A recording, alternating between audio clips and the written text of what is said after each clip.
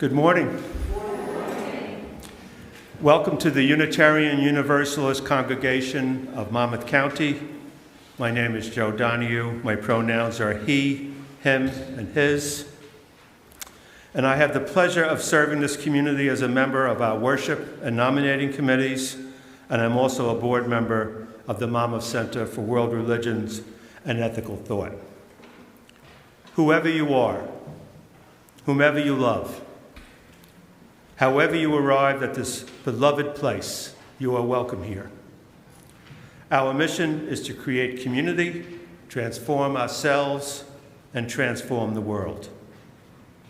This morning, we welcome a guest musician, Kevin Holban. Kevin is an accomplished singer, guitarist, and drummer. He formerly played with the country band Due South and has performed with the Daystar Baha'i Choir for many years. And for many years, Kevin has graciously shared his talents with us at the Monmouth Center's annual United We Sing event. Welcome, Kevin. We are also welcoming the board members that are here today of the Monmouth Center for World Religion and Ethical Thought. And it was my intent to introduce our co-president, Rao Andavulu, who could not be with us today. There's a sickness in the family, and he had to bow out at the last moment. But Rao, beside his leadership responsibilities as co-president, he's also one of the leaders of the Sarvadharma Service Center in Farmingdale, which, among other things, provides community outreach and a variety of multi-faith activities. So, Rao, we hope everything is well at home. As per Rao, he wanted us to know that the principal purpose of the Monmouth Center for World Religions and Ethical Thought is to enhance the acceptance, not just tolerance, but acceptance of religious and cultural diversity and the practice of understanding toward those different from us. It pledges to honor and enrich individual religious, spiritual, and ethical practices. It encourages interfaith dialogue and ethical thought, and it serves as a vanguard for common action to assure freedom of conscience and human dignity in our communities. We seek common ground for interfaith dialogue and action, and we strive to understand our similarities and respect our differences. We have recently celebrated our 30th anniversary, and in the last 30 years, we have conducted and are conducting many programs and projects, including our annual Shanti Lecture, one of which described the Israeli-Palestinian peace efforts, our annual United We Sing event, and multi-faith panel discussions on various global topics like poverty, hunger, women's role in religion, nonviolence, earth care, on deeply personal topics like forgiveness, and programs on lesser-known religions and wisdom traditions. And lastly, our Garden State Mosaic, which is a unique program that empowers its young participants to work collaboratively in small group settings for invaluable interfaith education and to practice leadership and communication skills. The Monmouth Center for World Religions and Ethical Thought always strives to increase our understanding and appreciation of various religions and ethical traditions. For all of us on the board, we relish this opportunity and treasure our unity in diversity. I draw your attention to the backside of your order of service for announcements and service information for next week. For those on the live stream and for video viewers, the order of service link is available to you in the YouTube service description box. After the service, refreshments will be served in the community room, and people of all ages are welcome to visit with one another. We have two special announcements today. Please let Reverend Craig know if you will offer some words this coming Sunday, May 11th, on someone in your life who inspired or gave safe space for your imagination to take flight. And our second announcement is by Denise Adonisio of COCOM, the Committee on Congregational Ministry. Denise? Hello. I am here to welcome you to our ice cream social in the community room after the service. It's to thank all our volunteers, past, present, and future. There will be many, many toppings, and please come and have a good time with us. Thank you. And Paul, we have cherries. Thank you, Denise. Now, we can't forget the cherries. If you are new to us, please do check out our website, UUCMC.org, where you can sign up to get all the latest news of our congregation by email. We look forward to getting to know you better. Please put your devices on silent as we enter into worship together. Welcome again to this place of love and hope.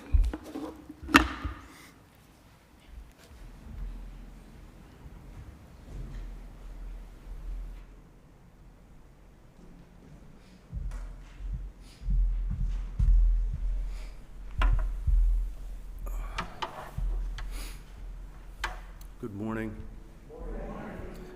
I'd like to thank all of you for inviting me to come and sing with you and share a prayer to open the service. This prayer, I think, couldn't be more appropriate. We're gonna stray a little bit from what's on your paper in front of you.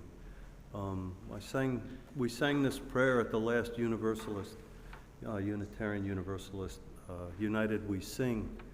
And it's a wonderful ask of God to shed a ray of light upon this gathering.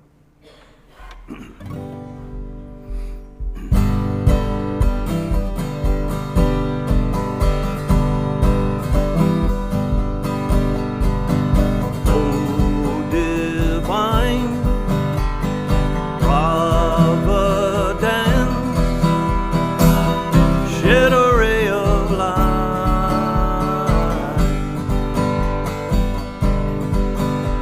upon this gathering, so that it may become illumined. Shed a ray of light, a ray of light, shed a ray of light.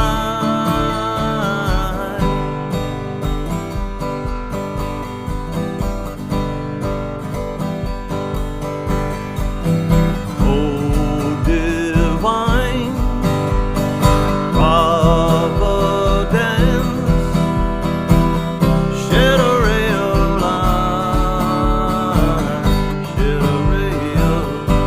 a ray of upon this gathering, so that it may become illumined. Shed a ray of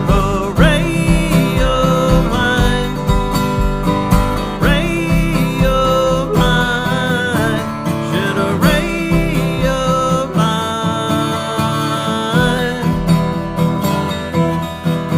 shed a ray of light, ray of light, shed a ray of light.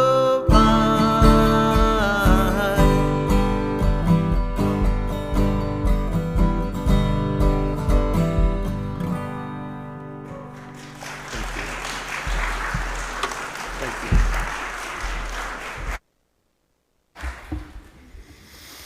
Thank you, Kevin. That was wonderful. The Monmouth Center for World Religions and Ethical Thought is very excited to be with you this morning. The theme of our service today, unity and diversity, is defined by Wikipedia as the concept of showing unity without uniformity and diversity without fragmentation. It signifies the unity among people with diverse cultural, religious, social, and other demographic differences. The importance and necessity of unity and diversity is expressed beautifully in the following poem by Rhodesia entitled Seven. Rhodesia is a Filipino physician, past professor of medical biochemistry, past clinical and academic administrator, author, painter, and poet. She appears to embody the definition of diversity. 7, by Rhodesia. Like an exquisite gift from 7 heavens are the colors traversing the sky in unison, tightly knit, complete, and inseparable. 7 distinct energies comprising the whole, all the more varied, all the more beautiful. If only the 7 continents of Earth can mirror the rapport in the rainbow, each area a distinct and significant part, every culture emitting its unique glow, all the more diverse, all the more beautiful. Coexisting peacefully, thriving equally, where the growth of one is the growth of all, and the pain of one permeates the whole, where differences are not shamed, but celebrated, all the more distinct, all the more unified. Today in our service, you will hear 4 different reflections on unity and diversity from 4 members of the Monmouth Center for World Religions and Ethical Thought: Saramit Kanwal, representing the Sikh religion; Patty White, representing the Baha'i faith. Rao, unfortunately, cannot be with us, but I will speak for him; and me, representing our UU faith. Christine Binaco from our UUCMC organization will provide us with our story wisdom, and the Reverend Diane Watson-Kendall, representing the Baptist Church, will provide us with our prayer and meditation and our closing words. The intent of our service and reflections is to illustrate that unity and diversity does indeed exist in this world of ours, even though it appears to be under attack at the present moment, and to celebrate the common elements such as love, kindness, charity, forgiveness, compassion, honesty, and truthfulness that bind us together here at UUCMC and the Monmouth Center for World Religions and Ethical Thought. We at the Monmouth Center have learned to appreciate that all of these attributes are valued in all of our faith traditions and indeed permeate our diverse world, even though, once again, they may appear to be lacking at times in our present circumstances. But these attributes continue to be championed and can be readily found in the unity, diversity, and commonality that abounds here and now in our respective organizations, and wherever they are both fostered and treasured. Again, the Monmouth Center is so pleased to be participating in the service today as we celebrate over 30 years as an adjunct organization of UUCMC. We take a certain amount of pride that in that period of time, we have successfully striven through our diverse religious and ethical traditions to foster this so important concept of unity and diversity. So let us worship now and appreciate and enjoy this precious time to be together. At this time, I'd like to call up all members of the Monmouth Center for World Religion and Ethical Thought and their spouses, if you would please join us as well, to join Christine Binaco as she lights our chalice this morning. Christine has been a board member of the Monmouth Center for the last 18 years. When I asked her how long she has been involved in the board, she didn't realize it had been that long. So congratulations, Christine, on those 18 years of service, and as well, you can imagine, throughout that time, she has been a most vital contributor to the success of our organization. As Christine lights our chalice, let us listen once again to the unique perspective on unity and diversity by Rhodesia in the last stanza of her poem, Symphony. A multitude of languages all try to express and exchange, to learn, to understand, to grow, to expand the prevailing consciousness of man. For only in embracing this diversity can the earth realize a harmonious unity. May we also embrace the coexistence of love, peace, honor, and respect that is prevalent in this earth room today, and that is so much needed in our nation and throughout the world.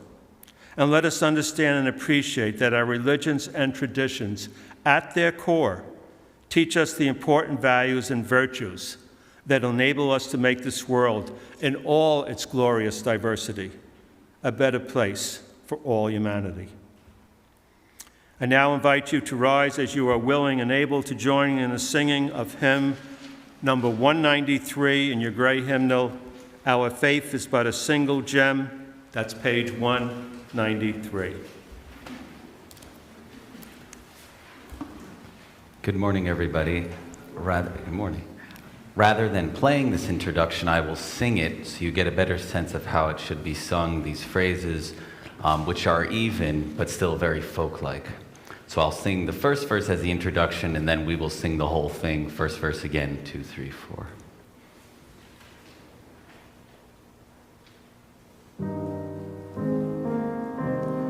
Our faith is but a single gem upon a rosary of beads, the thread of truth which runs through them supports our very human need.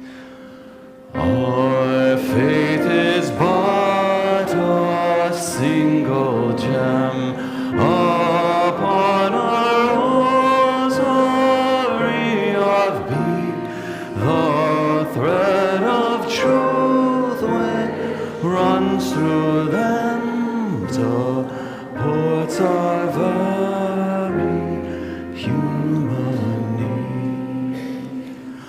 Confucian wisdom, Christian care, the Buddhist way of self-control, the Muslims' daily call to prayer, our proven pathway to the goal.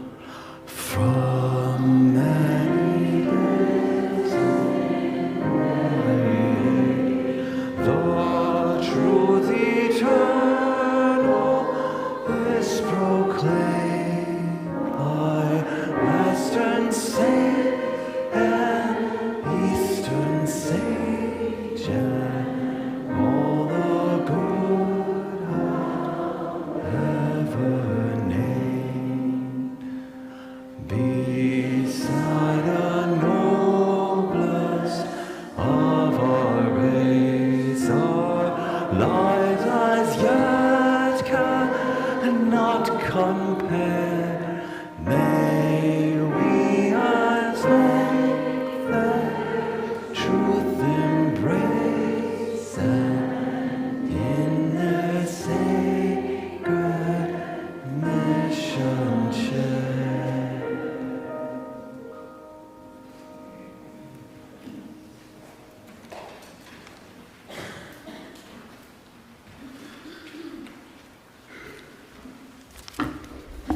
Good morning. This story is from a collection of stories called Hide and Seek with God by Unitarian Universalist Mary Ann Moore, and it's called The One Great Web of Life. Once there was a boy who wondered about things. He had been told that everything in the world was part of God's oneness, but when he looked around him, he saw many different things: the sun and moon, trees and rivers, houses and cars, plants and animals and people. He just couldn't understand how all those different things could be a oneness. One summer day, this boy was playing outside. After a time, he got tired and lay down on the grass to rest. As he lay there looking up at the clouds, he thought again about how the clouds and grass and even he could be part of a oneness. Just then he noticed a spider dropping down from the branch of a nearby bush. Closer and closer she came, on a tiny silk thread that she spun out of the back of her body.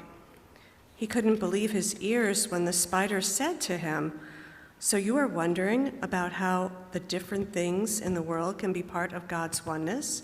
Would you like me to help you to understand?" The boy gulped for a minute. He couldn't say anything because he was amazed that the spider could speak, and even more amazed that she knew what he was thinking. "Can you really tell me?" he asked. The spider said, "I won't tell you with words, but I will show you. Watch me." And the spider began to spin more of the silky threads out of her body and to weave them into a web. First, she made a bridge from one bush to another. Then she decided where the center of the web would be and made connections to the other parts of the bushes. Finally, the spider went back to the center and started out again, this time circling around and around, crisscrossing over and over the framework, working her way from the center out to the edges until the web was done. Proud of her creation, she asked, "Do you like my web?" "Oh, yes, it's wonderful," the boy replied. "Does it give you any ideas about how all the different things in the world are part of a oneness?" "Well," thought the boy, "first there was just you, and now there are all these pretty threads in a nice crisscrossy design. The threads are different from you, but they came out of you, so they must be part of you too." "That's very good," replied the spider. "I can see you are a very good thinker." And the boy went on, "All the threads are connected to each other." "Yes," said the spider, "and just like the web, all the different things in the world come from God, and even though there are many different things, they are still all connected to each other. But more, take that stick there and move just one part of the web, any part, and see what happens." The boy picked up the stick and gently jiggled one of the outer threads. "What happened?" asked the spider. "It moved." "Just the part you touched?" "No," said the boy, "the whole web moved." "That's right, nothing happens in one part of the web that the rest of the web doesn't feel. I always keep one foot on some part of the web, and if anything touches it anywhere, I know it. In the same way, when something happens to one of the things in the one great web of life, somehow or other, it happens to everything else." The boy wondered about this for a while and then said, "I can see the threads on your web touching each other, but I can't see all the things in the world touching each other." "That's true," said the spider. "The crisscrosses on the one great web of life are not as easy to see as the ones on my web, but they are there just the same. You have to use your imagination to see them. Some people call that your inner eye. Close your eyes for a minute. Imagine those bean seeds that you planted a while ago. What did they connect with so that they could grow?" The boy closed his eyes and thought of the seeds. He remembered putting them in soil from the earth, and he remembered placing them so the sun could shine on them, and he remembered watering them. "I think they touched the earth, the sun, the water, and they even touched me." "Now you're beginning to understand," said the spider. "To see the crisscrosses on my web, you can use your regular eyes. To see the oneness of the great web of life, you have to use your inner eye or your imagination." "To see the oneness on the great web of life, I have to use my inner eye," repeated the boy. Seeing that the boy was beginning to understand, the spider crawled quietly away on one of her threads to rest. And the boy, who had rested enough, got up to play again. So I'd like to invite you to sing our children out to their classes.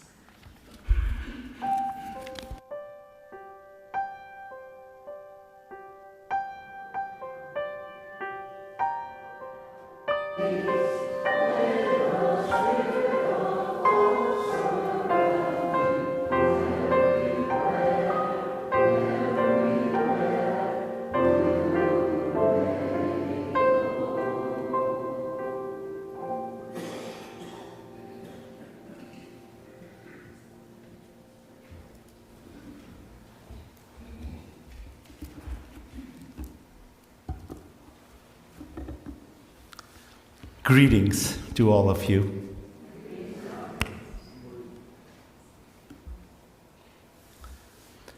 Unity in diversity is not a slogan. It is not the latest catchphrase to rally people behind a cause. It is not even a war cry to go to battle with those that prefer the ease of sameness.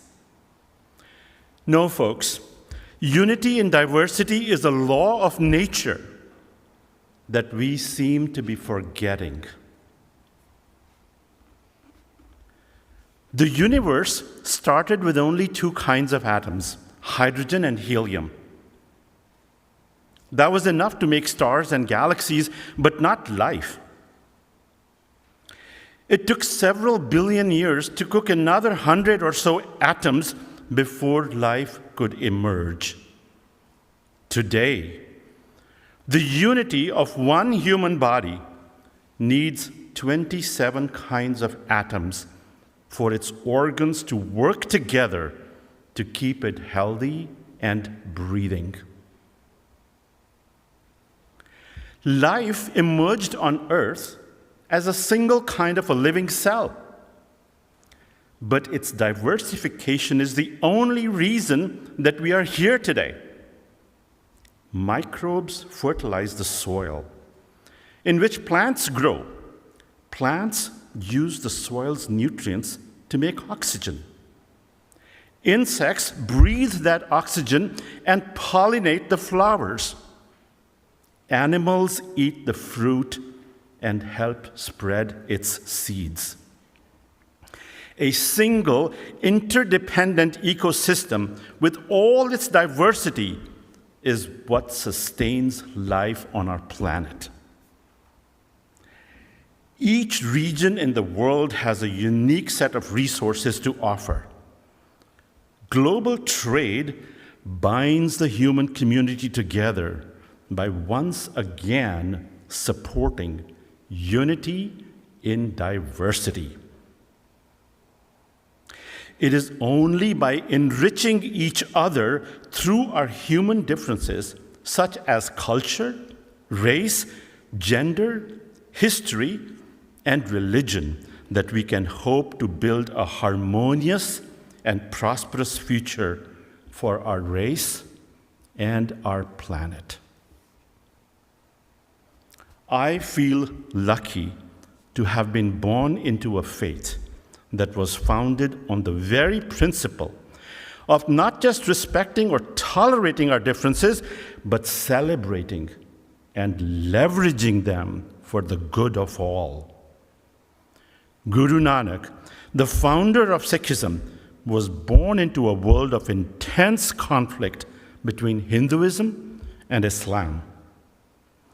After years of prayer and meditation, he rose up and proclaimed, "There is no Hindu, there is no Muslim, there is but a single oneness that pervades our universe." It is this one force, he said, to which we must all be beholden. Guru Nanak traveled throughout the Indian subcontinent asking Hindus to be the best Hindu and Muslims to be the best Muslim that they could be. He drew his followers from both faiths and encouraged interfaith dialogue between them. We at the Monmouth Center of World Religions and Ethical Thought are in many ways trying to follow along those footsteps. As we all know, there is a great need in our country today to rededicate ourselves to the idea of unity in diversity. If this principle resonates with you and inspires you to action, please go forth. Proclaim it as widely as you can and in every way that you can. I will conclude my message today with some poetry from the Sikh Holy Scripture. Poetry tends to get lost in translation. So I have taken the liberty to paraphrase the translation and set it in my own rhyme. In one grand burst of radiant light, the one force brought to earth a grand diversity of mortal beings. Who are we to judge their worth? From a single clump of potter's clay, many shapes do pop out. The Creator resides in every creation. Of that, there is no doubt. A single energy gives us life. Our source is but one and the same. One force resides within us all. Good and bad labels are a false claim. So I ask you, be bold, be diverse, be united, as my t-shirt here says.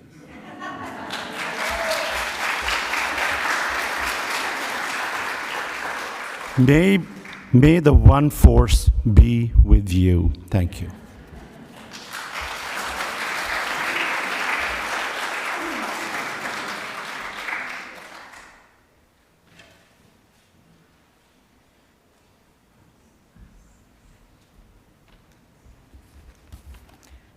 Good morning, friends. And let me be the first maybe to say, may the 4th be with you.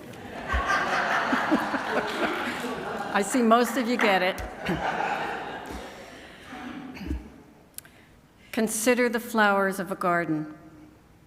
Though differing in kind, color, form, and shape, yet inasmuch as they are refreshed by the waters of one spring, revived by the breath of one wind, invigorated by the rays of one sun, this diversity increaseth their charm and addeth unto their beauty. This passage from the Baha'i writings illustrates the central theme of the Baha'i faith, the oneness of humanity. Unity does not mean uniformity, but rather working together towards a common goal. Unity of purpose and effort is foundation for establishing peace and prosperity, and not the reverse. Consider a building made of stone. The movement or removal of one or more stones endangers the stability of the entire structure. Many of us are distressed by the systematic dismantling of diversity, equity, and inclusion initiatives, and rightly so. What would be the opposite of these terms? Uniformity, inequity, and exclusion. We can look to the natural world.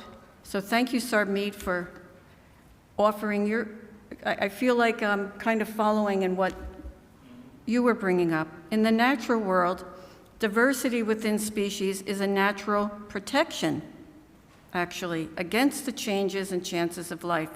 In fact, science has discovered that more than 50% of the DNA in our bodies, in your bodies, is not human. It is viruses, bacteria, and fungi, often called the microbiome. This microscopic balance keeps us healthy and in harmony with the natural world. In humanity, we see diversity of thought, temperament, and character, qualities which we can choose to value or to fear. A more superficial category, race, does not even have a foundation in science, which has proven there is one race, the human race.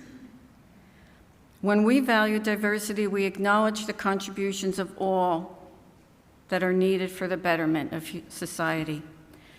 So as many of you know, Baha'is follow the teachings of Baha'u'llah, who we believe to be God's most recent messenger for humanity. There's an international body we have which governs the Baha'i community, the Universal House of Justice. And they tell us, at the heart of the divisions in society today is a crisis of identity. A crisis of identity. An individual's true self is to be found in the powers of the soul, which has no gender, no ethnicity, no race. This truth is directly related to another, that humanity is one family. The service that the Baha'i communities around the world are carrying out in their own neighborhoods is to assist all peoples to recognize their shared identity as one human family. We call on communities everywhere to integrate this practice and belief in all aspects of their lives. Friends, I truly appreciate the opportunity to be with you all today, and I know that this is a group which has at its heart the betterment of humanity. I'd like to leave you with these words from Abdu'l-Baha, who was the son of Baha'u'llah. His title, Abdu'l-Baha, means the servant of the glory. And he says, "Do not be content with showing friendship in words alone. Let your heart burn with loving kindness for all who may cross your path." Thank you.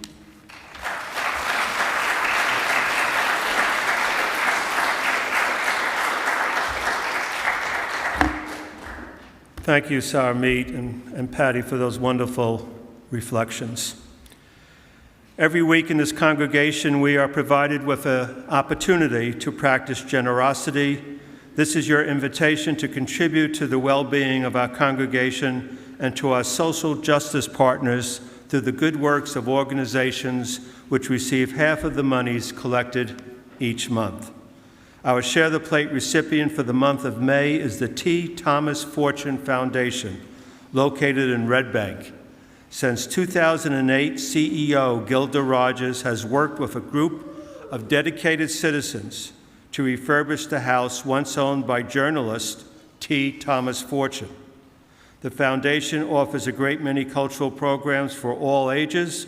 One room is dedicated to the important work of both of the Dr. Parkers, father and son, who provided much-needed health care to the black population in Red Bank. Our former member, Dr. James Parker, a dentist, was a member of that family.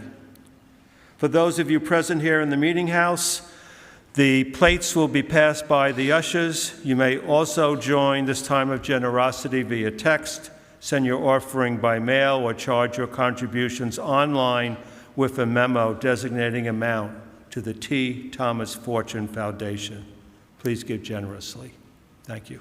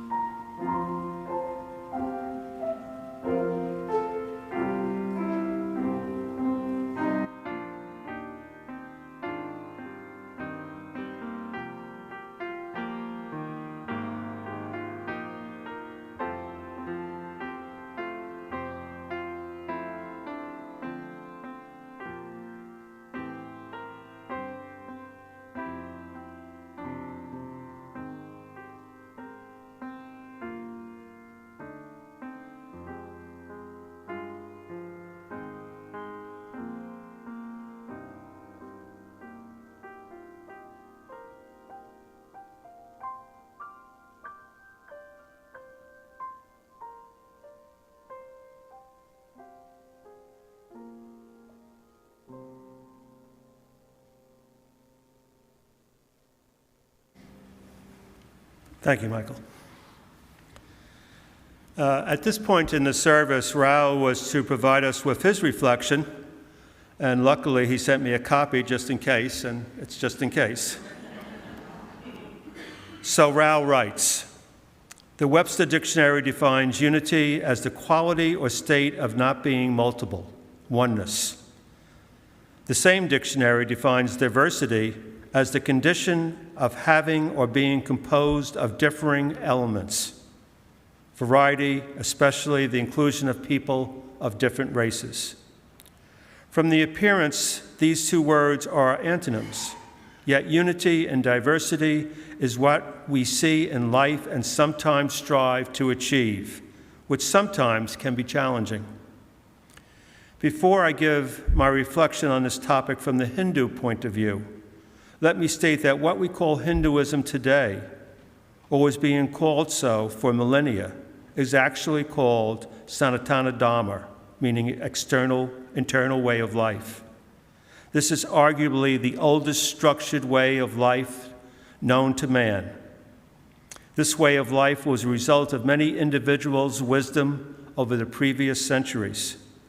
All that wisdom was canonized as Vedas or Upanishads, and one such Upanishad says, "There is only one, no multiplicity," and goes on to state that the truth is one but can be referred to by various names.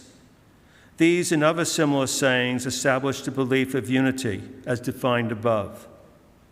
Then we are told that this one, which we can call God or nature or primordial being, became multiple. So our understanding is that the multiplicity has its origins from the one, and it is the one Spirit that dwells in all beings. These basic teachings have been handed over from times immemorial and have become part of the psyche of people in erstwhile India. This is why you see India even today as a haven for people of various religions who are persecuted elsewhere in the world. Have originated from one, it is the need of our time for all to recognize and practice the oneness. The variety or diversity is the manifestation of the same one. Imagine for a moment if we all looked alike. How boring that would be. You do not want to go to a garden where all flowers look the same. Similarly, in the garden of God, he wanted variety, and hence we are diverse. The diversity is provided for us to strive to find out what is common to all and recognize oneself in all. Despite looking differently and even living differently, our basic needs of air, water, food, and shelter, and above all else, love, are the same. It is to be loved that everyone craves for. No wonder it is said, love is God, God is love. Empathy, sympathy, concern, kindness, charity, altruism all follow recognition of oneself and others. Once that recognition is established, one is not likely to hurt other, quote unquote, in any fashion, by thought, word, or action. Let us all strive for recognition of this oneness. Let me end by stating the following. There's only one religion, the religion of love. There's only one language, the language of the heart. There is only one kind, the kind of humanity. There's only one law, the law of karma, and there's only one God, and he is omnipresent. Again, Rao sends his regards and wishes he could be here with us today, and we certainly hope that everything is well with his family.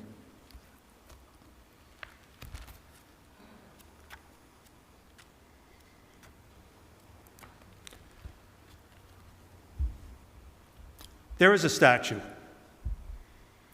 It stands at the entrance to Keyspan Park, home of the New York Mets Class A minor league baseball team, the Brooklyn Cyclones. It depicts an event that, according to baseball lore, took place in May 1947. It shows two men standing side by side. One is white, the other black. The white man is Pee Wee Reese, captain and Hall of Fame shortstop for the Brooklyn Dodgers. The other man is his teammate, Jackie Robinson, Hall of Fame second baseman, and according to Time magazine, one of the world's 100 most influential people of the 20th century. As the story goes, Robinson was being subjected to heckling, taunting, and hateful comments from the fans of the Cincinnati Reds.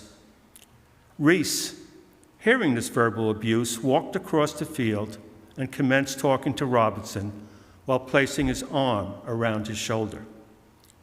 This simple but significant gesture quieted the crowd and diffused the hostility.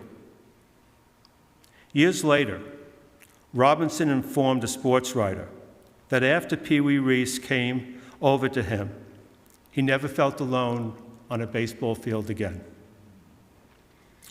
Once again, this is part of baseball lore. It may or may not have happened exactly that way, but the symbolism is real. And the impact of this gesture of unity had great ramifications for the sport of baseball, and indeed all of sports. The unity and diversity that the Dodgers gradually and sometimes reluctantly embraced made them a better baseball team, finally beating the New York Yankees in the 1955 World Series. And made the sport of baseball not only more exciting and enjoyable, but a more unified and diverse entity, which now includes players representing many countries such as the Dominican Republic, Mexico, Cuba, Korea, and Japan.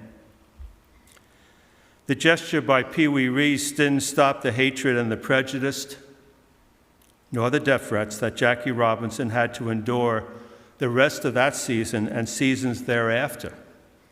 But it was a wake-up call, not only for baseball, but for the country, to realize the importance of being unified as compared to being fragmented, and accepting and appreciating the joy and beauty in diversity.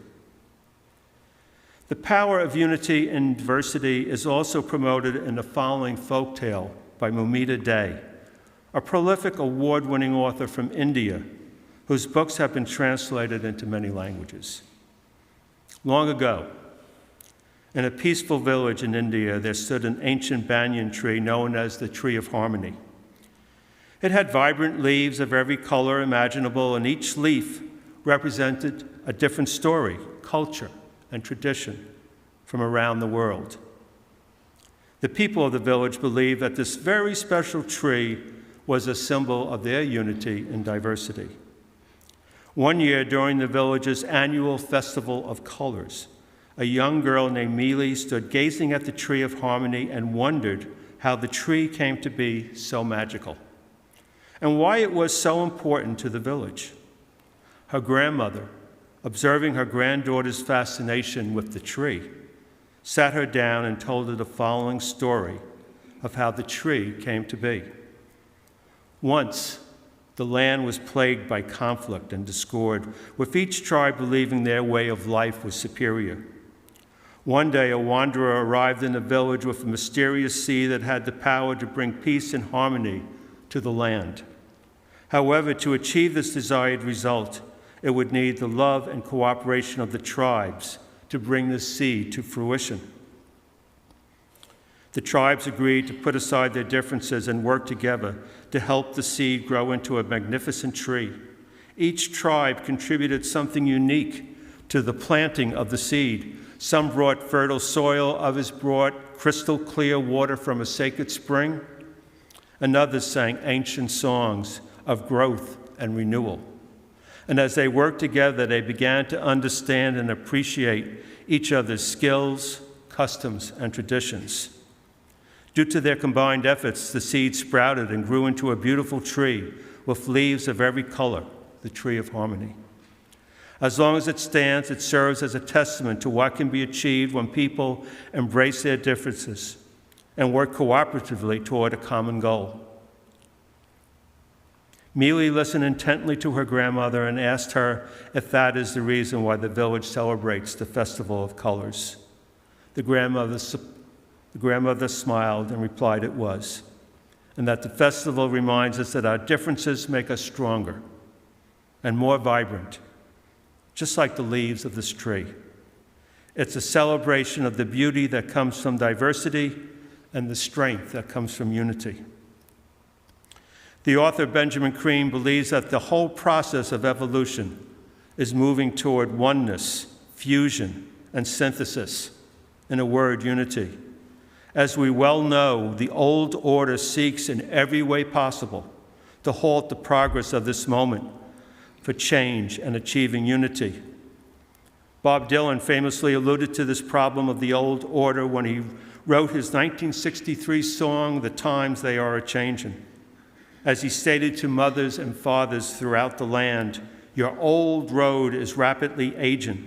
Please get out of the new one if you can't lend your hand, for the times they are a-changin'." If Reverend Craig was here today, I'm sure he would have sung that part of the song to you. I would have, but since my singing voice has become eerily familiar to Bob Dylan, I'll leave the singing to Reverend Craig. Although it strives daily to forestall this evolutionary process, the old order can't stand forever against the principles of life as humans seek to express and manifest better the ideals promoted in so many of our faith traditions.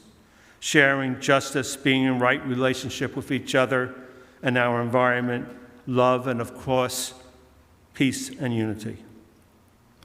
So as we enter spring and summer, let us enjoy all the diversity that these seasons bring us, whether it be in the form of nature or food, music, dance, or other expressions of our thoughts and emotions. Let us savor this world of ours that showcases its diversity, and may we truly appreciate the unity that will ultimately make this world a better place to live, love, and enjoy.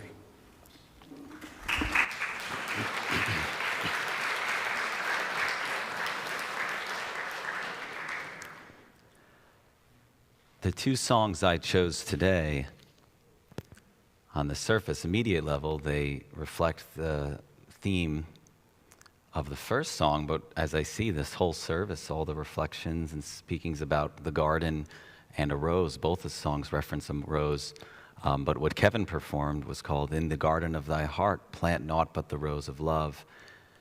And I'm playing "In the Garden" and "Mighty Like a Rose." "In the Garden" is a song that I think some of you will recognize. It's quite popular in Christian hymnals, Protestant hymnals.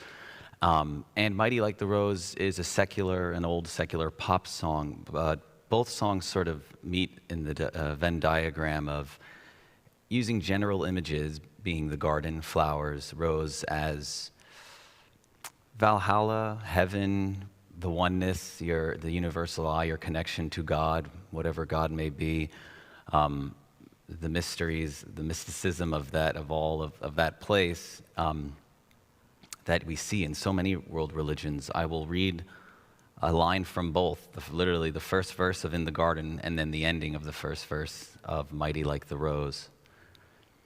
"I come to the garden alone while the dew is still on the roses, and the voice I hear falling on my ear softly, quietly discloses. I don't know what to call it, but it's mighty like a rose. Like a baby looking at its mommy with eyes so shiny blue, makes you think that heaven is coming close to you."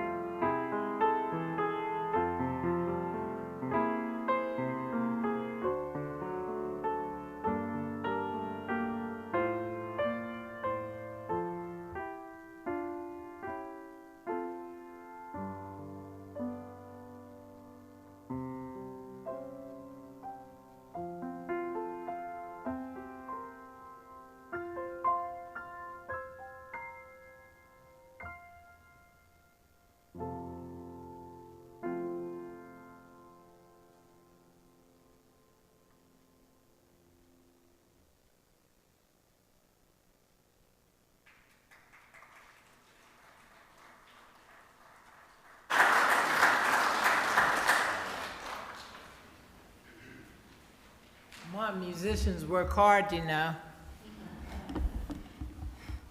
Good morning. I would like to invite you now into a time of prayer and meditation. I will be reading for you a song called Love is the Answer, written by Todd Rundgren in 1977 and recorded by England Dan and John Ford Coley in 1979. This particular song appeals to me, and I pray it will appeal to you because it does relate to our theme, unity and diversity.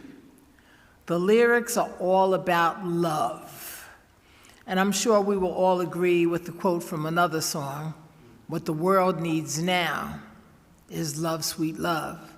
It's the only thing that there's just too little of. It's the only thing. Love is a way we can appeal to humanity to be unified in our diversity. These are the lyrics. Let us meditate on them. I believe they are as relevant now as they were in 1977. It goes, name your price, a ticket to paradise. I can't stay here anymore, and I've looked high and low. I've been from shore to shore to shore. If there's a shortcut, I'd have found it, but there is no easy way around it. Light of the world, shine on me. Love is the answer. Shine on us all, set us free. Love is the answer. Who knows why someday we all must die? We're all homeless boys and girls, and we are never heard. It's such a lonely, lonely world. People turn their heads and walk on by. Tell me, is it worth just another try? Light of the world, shine on me. Love is the answer. Let it shine. Shine on us all, set us free. Love is the answer. Tell me, are we alive or just a dying planet? What are the chances? Ask the man in your heart for the answer. And when you feel afraid, love one another. And when you've lost your way, love one another. And when you're all alone, love one another. And when you're far from home, love one another. And when you're down and out, love one another. And when your hope runs out, love one another. And when you need a friend, love one another. And when you're near the end, love. We got to love. We got to love one another. Light of the world, shine on me. Love is the answer. Shine on us all, set us free. Love is the answer. The answer, light of the world, shine on me. Love is the answer. Answer, shine, shine, shine on us all. Set us free. Love is the answer. Love is the answer.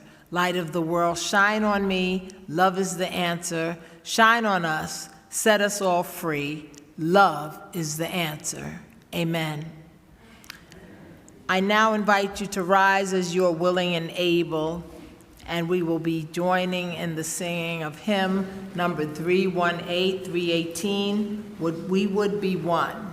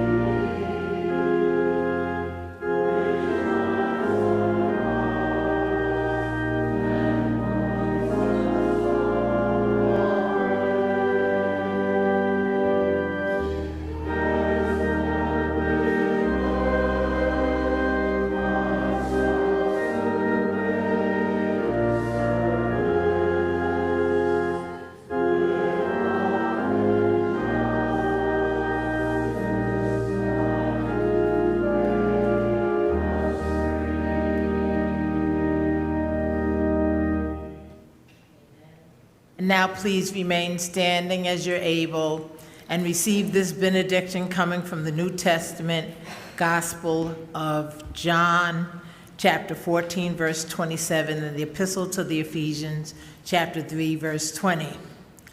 And now unto our Creator, who is able to do exceeding and abundantly above all that we can ask or even think. Above all that we can ask or even think. To the one to whom we pray for peace and say, peace be unto you. Not the peace that the world speaks of, but the peace that passeth all understanding. Amen.